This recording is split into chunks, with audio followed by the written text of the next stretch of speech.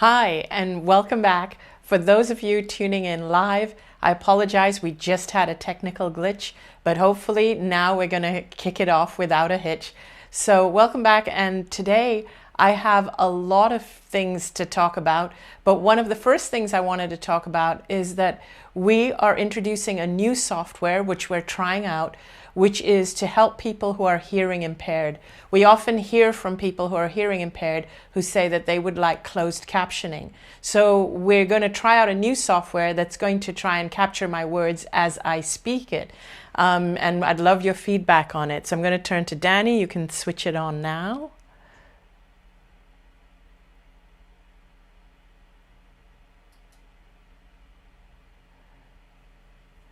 So the thing about this software, though, is that it doesn't know how to do punctuation.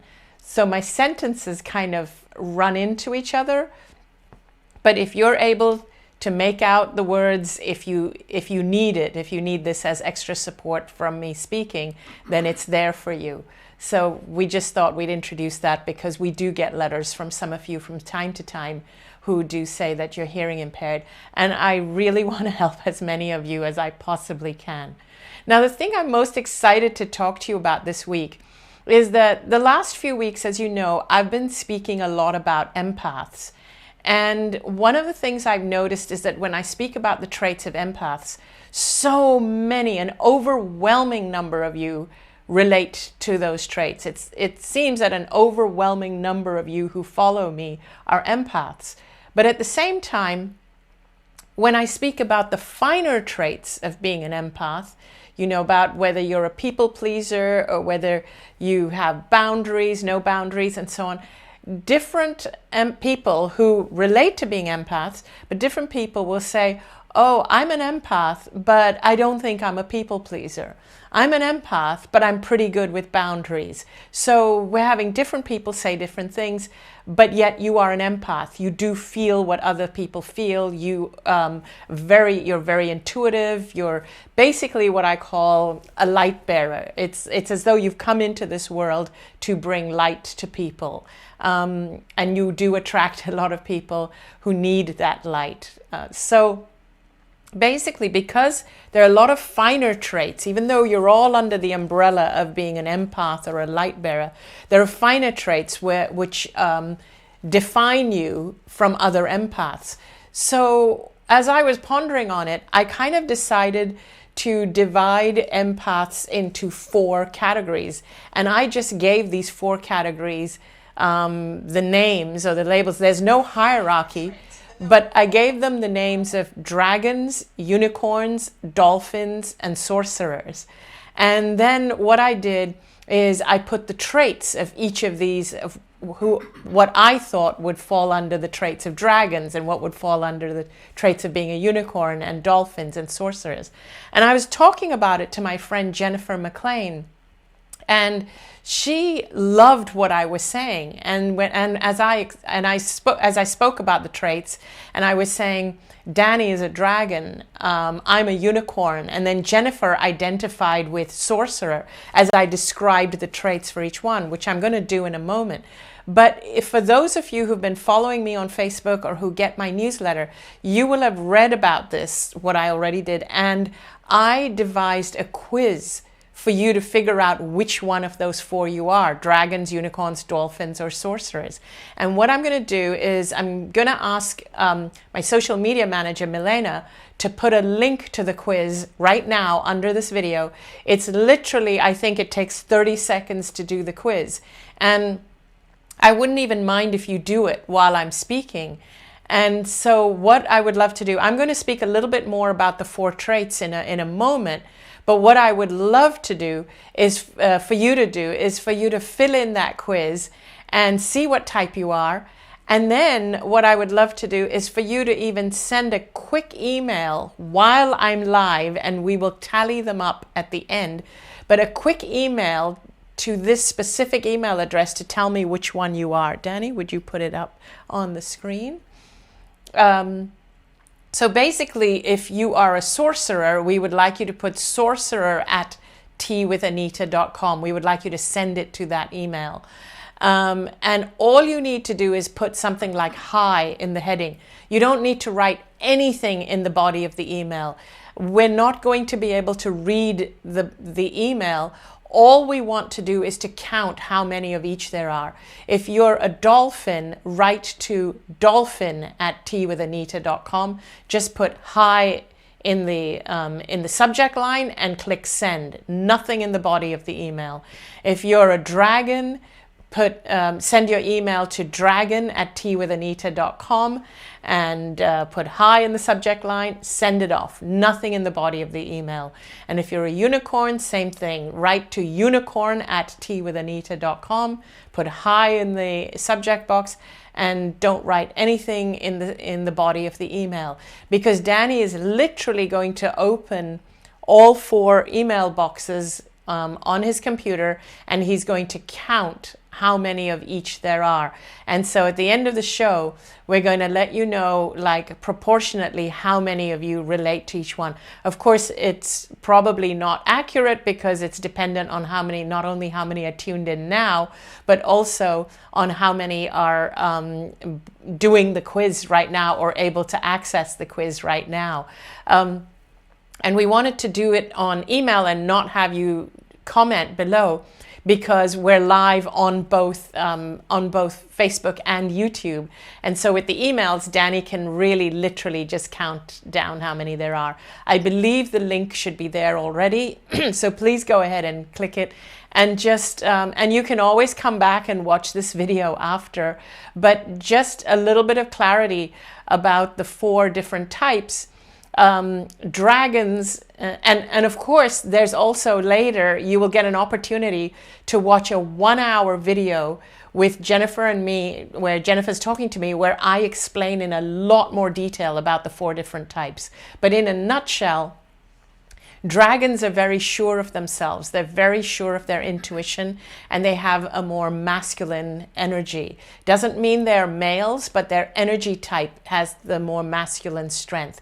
Unicorns have a more feminine energy, very intuitive also, and also empaths, just as dragons are. But unicorns seem to be more susceptible to giving their power away to others, and sometimes forgetting their own power, and are a little more susceptible to being people pleasers or not having very good boundaries. But they also are very much rooted on the other side with all their upper chakras blown open, as are dragons. Dragons also, as I mentioned, are very much intuitive and rooted on the other side. However, dragons are much more sure of themselves. They don't doubt themselves. They sometimes even they override what anyone else ever tells them, whereas unicorns are always kind of giving other people the benefit of the doubt. And then the dolphins are also a feminine energy, but the dolphins are more like hermits. They are like the monks. They don't like to be out there intermingling and reacting in the world. They don't like to be in front of people. So whereas unicorns are the type of people who are the speakers, the teachers, the authors, the dolphins are the ones who like to hide behind the scenes. They like to raise the energy, but they like to hide behind the scenes. They're much more introverted. And then you have the sorcerers, and the dolphins are feminine energy. Then the sorcerers are a little more masculine energy, also full-on empaths, but they are the ones at the front line of actually out there doing the healing work one-on-one with people. They are the ones who are out there who could be the nurses. They are the ones who are very strong in taking on supporting roles. And there are some similarities. You will identify with traits in all of them just because you're an empath. But there will be one of the 4 that you might be just a little bit more of. And if you, on the test, if you kind of change one answer, you'll come out one of the other ones. So you definitely have the traits. You have a little bit of all 4 in you. All 4 of them also have a downside to them, like dragons. Some dragons don't necessarily have great people skills. They're very sure of themselves, and sometimes people can find them to be a little too strong. Unicorns, because they give their power away and can sometimes forget who they are. Dolphins can be aloof, and people, you know, and they're not, they can be seen as a little bit, I guess, what's the word for it, when you're not social, antisocial, but not in a bad way, but just not into socializing. Sorcerers can sometimes seem very headstrong in that they can sometimes feel that they have the answer to the healing. Like they can be very strong nurses and healers and Reiki practitioners who are out there healing people, and they need to have, they have very good boundaries, and they need it because they don't want to absorb everybody else's energy, but at the same time their boundaries can seem quite strong. So that's their downside, but all of them have a beautiful gift of an upside of being extremely intuitive, light bearers, people who are here on the planet to uplift us. So I would love for you to take the test and to send in your results. After the results, you get an opportunity to sign up for a video, as I said, that I did with Jennifer. And the thing about the video, not only do I go into a lot more detail about the 4 empath types, I also go into more detail about people who are not empaths, and how about how empaths are now feeling very helpless and what we can do to help ourselves. But in the video, I also offer a meditation. So I would love for you to check it out and listen to the meditation. I've had a lot of positive feedback for that. So now I want to get into the subject for this week's video. Last week, when I spoke about empaths being people who had their upper chakras blown right open, but your lower chakras might be blocked, which is why you struggle being in this physical world. I had so much feedback for that video, more than ever. The previous week, I thought I had more feedback for the previous video more than ever when I touched on empaths. But last week was even more than the previous week. So the overwhelming question I received is that, yes, I relate to it. I struggle with the physical world. All my upper chakras are blown open. I have no trouble relating to the other side, to being intuitive, to being psychic, to helping people on that level. But yes, I struggle with the physical. I struggle with my physical body. I struggle with physical illnesses. I struggle with food. I struggle with money. I struggle with existing here. How do I open my lower chakras? That was the overwhelming question that I received over and over again. So now, one of the things that you need to do is that you need to be committed to being here. That is the first thing in opening your lower chakras, or opening the physical part of you, so that your physical life can be made easier. You know, the thing is, there are people in this world who live as monks or who live in ashrams, and the people like who in the test come out as dolphins are the ones who find it easier living alone, in creating your own world that doesn't need a lot of interaction with other people. In other words, you would probably be really happy in a little cottage in a mountaintop where you can be self-sufficient, and where you can have your own little garden and grow your own food and so on. Unfortunately, that's not possible for a lot of us. Many of us who are empaths still feel we need to live in this physical world. We need to interact with people. We may have family, we may have relationships, we may have kids, we may have aging parents, and we may find ourselves in a life that involves being in this physical world. And so that is who I want to address. I want to address all of you who are in this physical world but are struggling with being in this physical world. So how do you blow your lower chakras open? So the reason why I said that you have to commit to being here, and I said this in my video 2 weeks ago, and I believe it was either 2 weeks ago or 3 weeks ago, and I do think it was 2 weeks ago, that the first thing you have to do is commit that you want to be here. You need to commit that you want to live here. You want to be in the physical.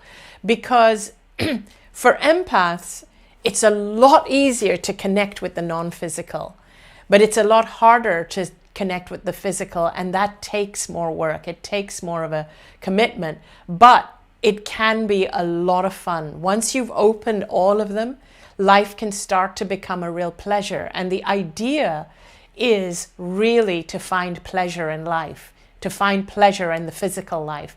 And so let me get into where your blocks are. A lot of the blocks we have are psychological, mental, emotional. And if you're anything like me, I grew up with a spiritual belief, for example, that that money is not spiritual, that sex is not spiritual, that anything to do with sexuality was of a lower vibration. That's how I grew up. Now, if you buy into those beliefs, even things like satisfying a physical appetite, that certain foods are higher vibration than other foods. Now, that may be the case. I'm not, but the problem is when you judge all those things, what happens is you deny your lower chakras. You're actually blocking them from feeling and experiencing a very important part of being here in this world. And when you're constantly living up there and denying the physical, that's what starts to block your lower chakras. So ask yourself, is there a part of you that judges this physical world constantly? Is there a part of you that needs money to live, but yet is constantly judging money as being bad, or people who have money as being greedy, or people who enjoy sex as being overly lustful and unspiritual? Or is there something in your upbringing that has led you to believe that sex is bad? And so look for beliefs like that you've accumulated, and you need to start releasing those beliefs. So one of the reasons why this has caused a blockage in you is because so as I was saying to you last week, empaths have their upper chakras blown open, but their lower chakras are struggling and blocked. Whereas most people who approach spiritual teachings do so from a perspective of having exhausted their lower chakras. They've kind of gone all out with you've heard the term like wine, women, and song, or sex, drugs, and rock and roll. And they've exhausted that part, and then they approach the spirituality. Whereas with empaths, they've done it the other way around. They become they feel so comfortable in spirituality, but they are exhausted by the physical world. And because of that, you stay away from it.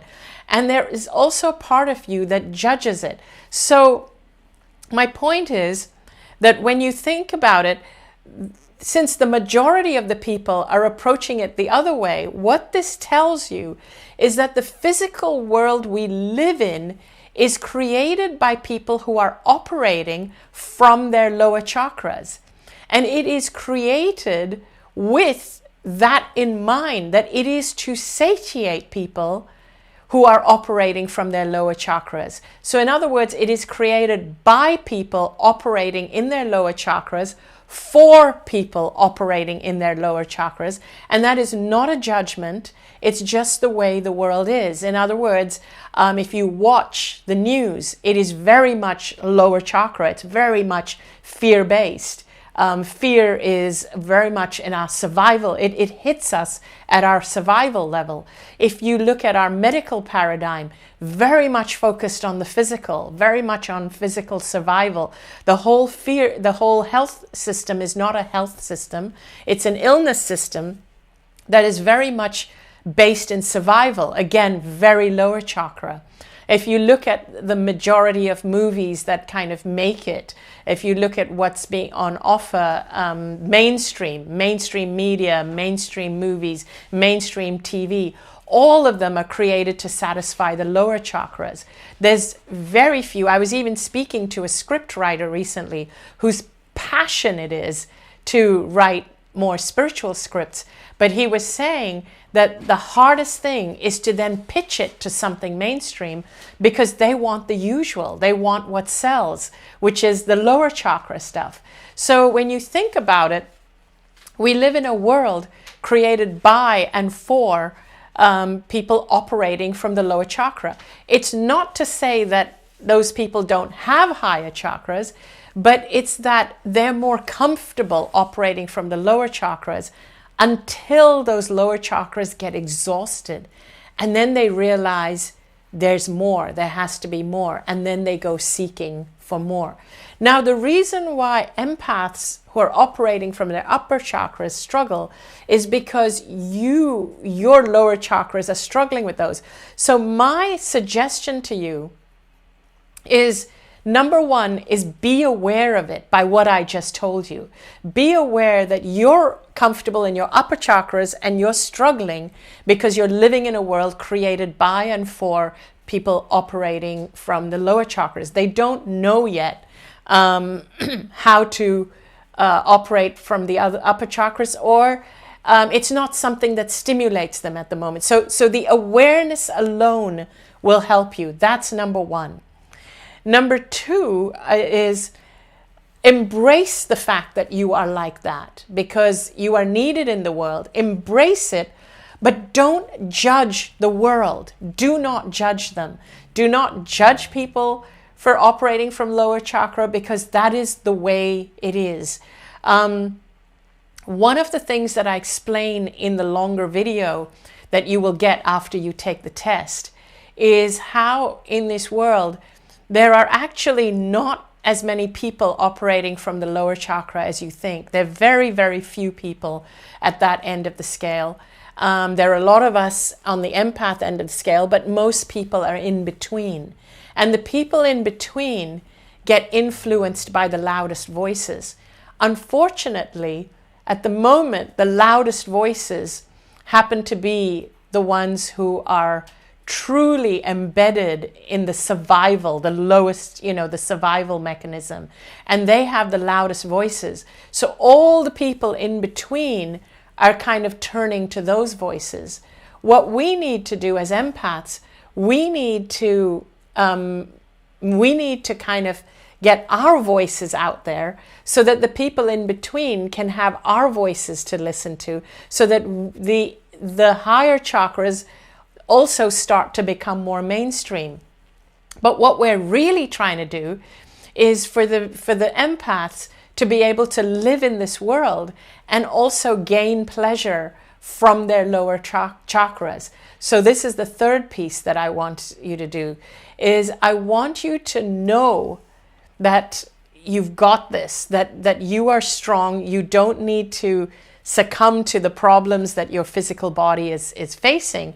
Get strong in the fact that my upper chakras are open, and most of the people around me are struggling with the upper chakras. I may be struggling with the lower chakras, but here's how I can open them. And before I go into that thought, I can see Danny is trying to pass me a message saying some people are writing to say YouTube is freezing.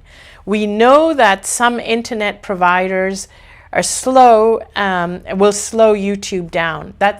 I'm so sorry to hear that. But I am certain that if you go back, is this true? If they go back and listen to it and watch it, it'll probably be fine. Yes. Are we recording it? Yes, we are. If for any reason it's glitchy when you go back and watch it, we have a clean copy that we will upload. So we have the recording of it. So don't worry about it if you don't catch everything. So here's where I was going with this. What I would like you to do, these are the things I want you to remember, is that as an empath, you need to work a little more at finding physical things that give you joy and physical pleasures. You find it super easy to go off into your imagination and to travel to the other side and intuit things and get pleasure from cutting yourself off in the world. But what you need to do is the opposite. You need to commit to being in the world, and you need to actually be okay with getting pleasure from your body, from sex. You need to be okay with getting pleasure from making money. The thing about empaths is you need to be doing meaningful work. If you're not doing meaningful work, then you feel drained. So do meaningful work, but please, please don't be afraid to charge for it. That is your downfall. There are a lot of people on this planet who are not struggling with money. They're struggling with their higher with their higher chakras. They're struggling with learning how to open up their empathy and their higher chakras. And think of it as a bartering system.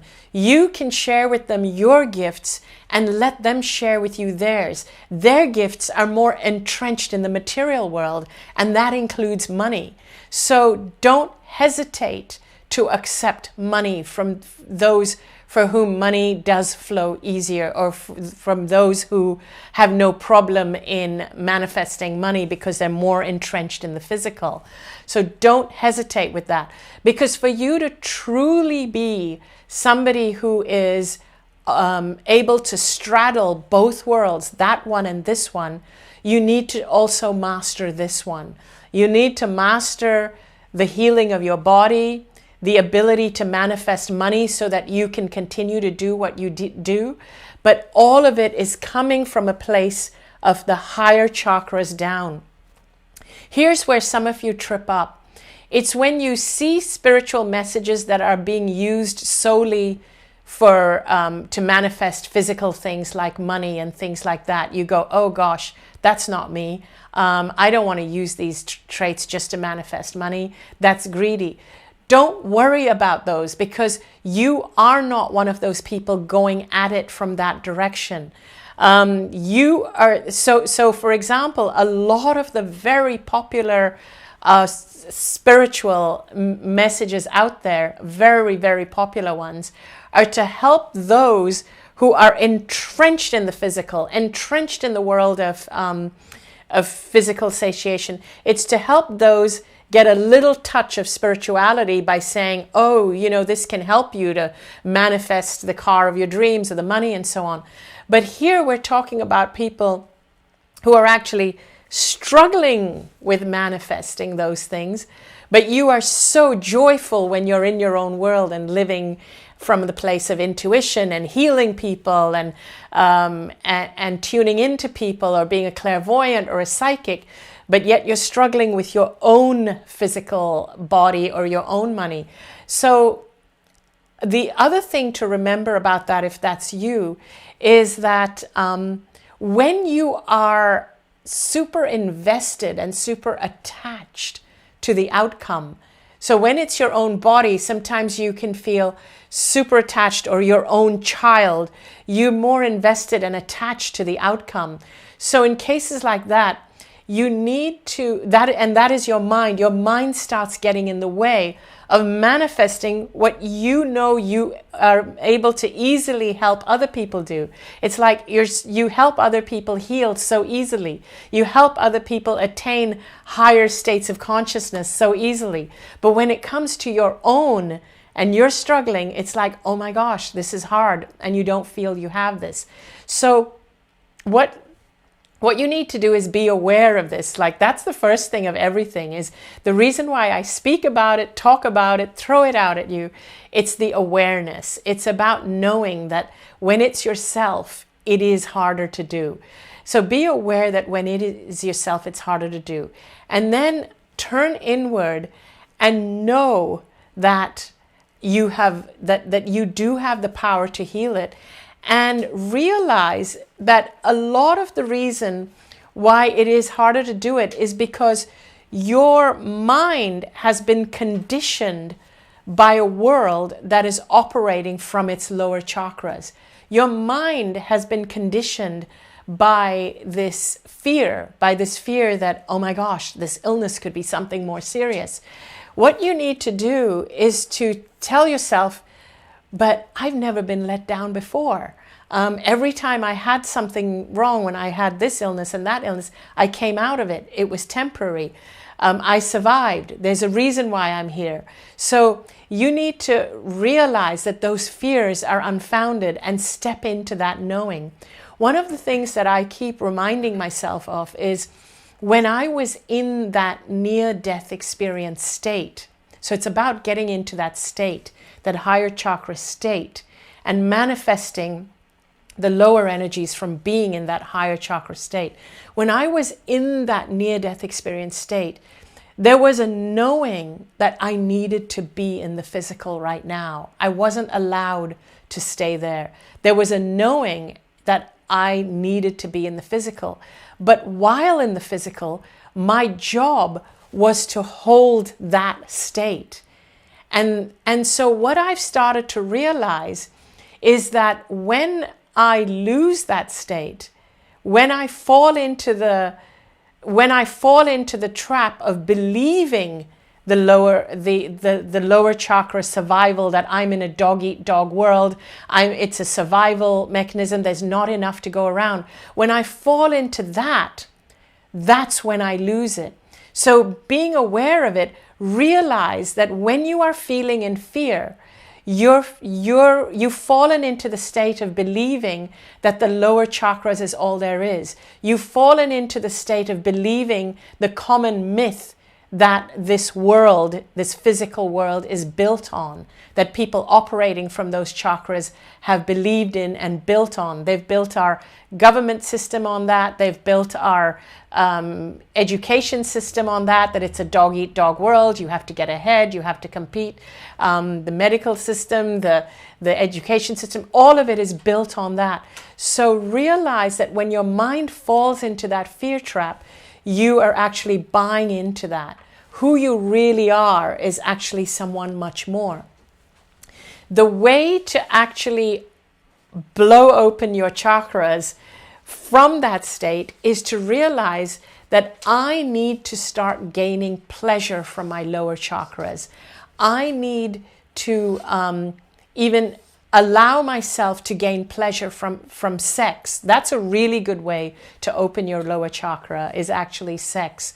And for empaths, it needs to be a meaningful, passionate kind of sex. That's not just sex for the sake of sex, but where you feel something for the partner. And it's also, even if it's somebody who you care about, but it's not a meaningful partner, but you need to stimulate all the chakras in that way, and it needs to be something that's slow and meaningful. The other thing that we need to really open up to, which I touched on, is that when it comes to money, you really, really need to be okay with opening up to receiving money. The third thing is generally opening up to receiving. Empaths that are struggling with this physical world, you need to stop your judgments on anything that's physical. So watch your mind, and watch your mind for when you're judging anything to do with money or physical pursuits or anything like that. The other thing that's really good for empaths who feel their lower chakras are blocked is movement. Any kind of movement. Whether it's one of the things that came to me is something like doing the hula hoop, playing with a hula hoop, because that really gets your lower body moving. So, or doing yoga postures that opens up your lower body. So these are the things you need to get moving.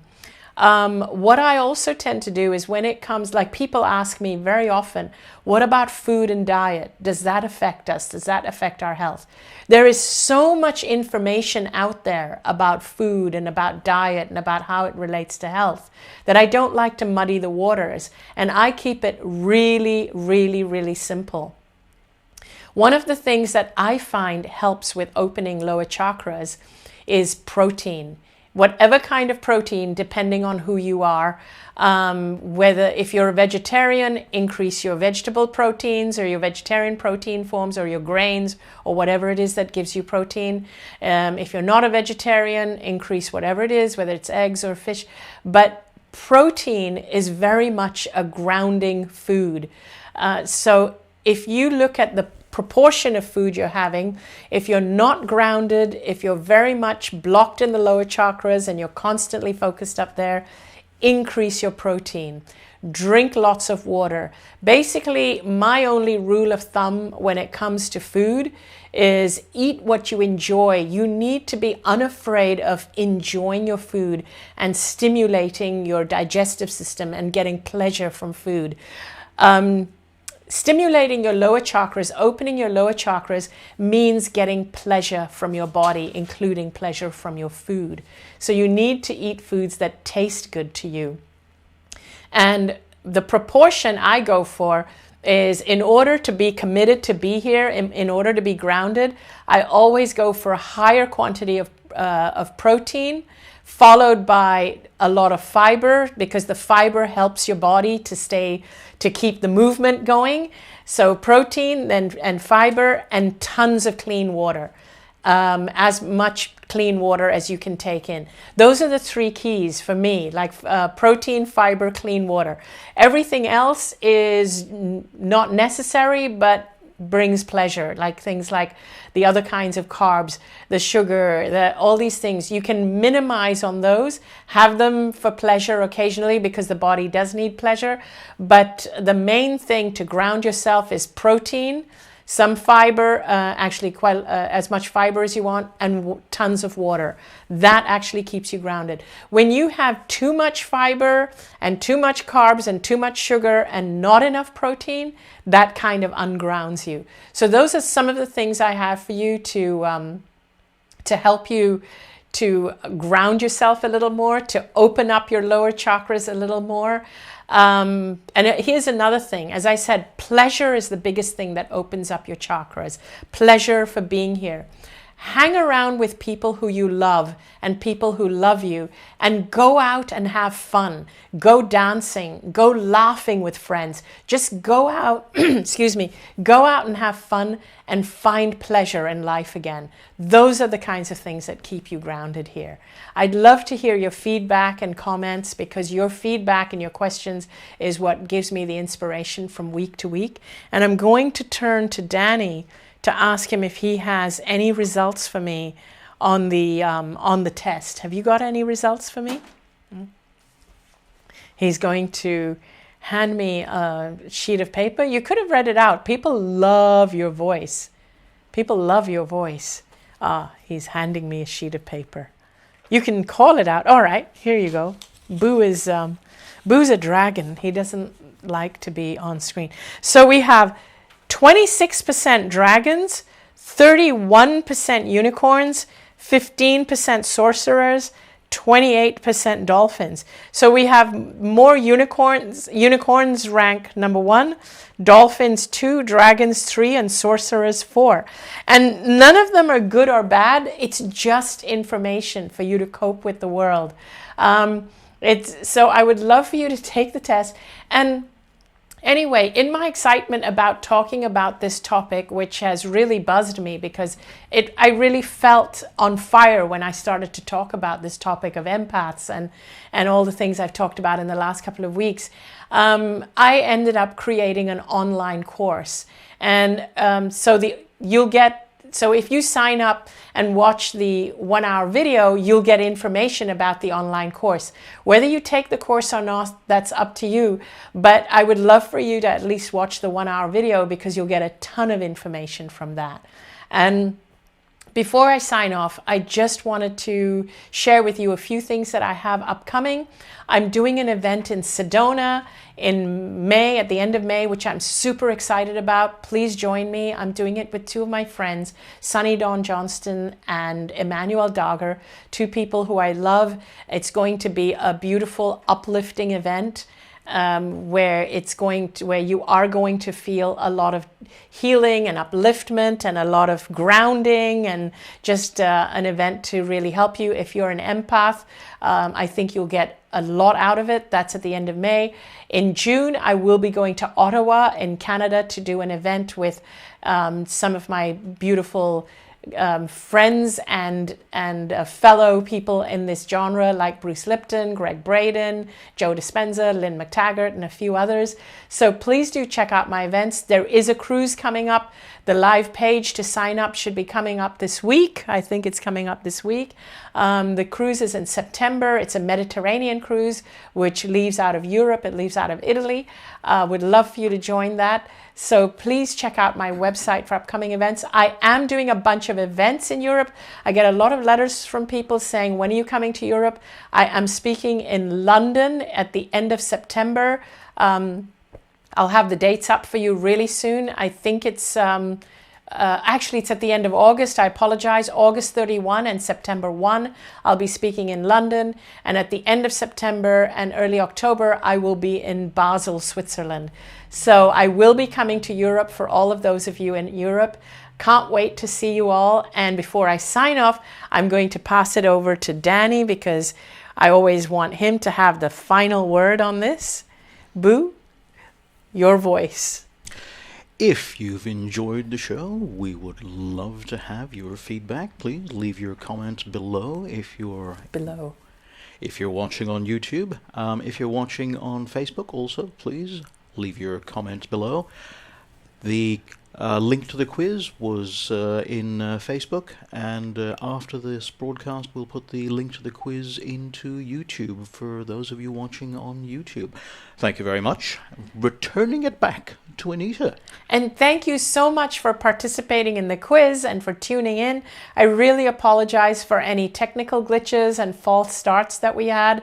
But once again, I will see you all next week, and keep the comments coming because really it helps me with coming up with the topics for you. And Danny has one more thing to say. Are we allowed to tell everybody what the name of the cruise is, or is that not coming out until... Yes, let's tell them the name of the cruise event. Empowering the Empath Within. Empowering the Empath Within. Ooh, okay. So the name of the cruise, the event, it's a 12-day cruise event. 12 days we get to spend together. We get to uplift each other. We get to kind of program ourselves with a new way of being, a new way of thinking. We get to really feel what joy feels like and what it feels like to create in the world. We get to feel what pleasure feels like, and we get to feel what receiving feels like. It's called Empowering the Empath Within. 12-day cruise leaves out of Venice on September 7th, I think it is. So there you have it. Thank you so very much, and I can't wait to see you all next week, next Sunday morning, same time, same place. Love to hear your feedback. Bye.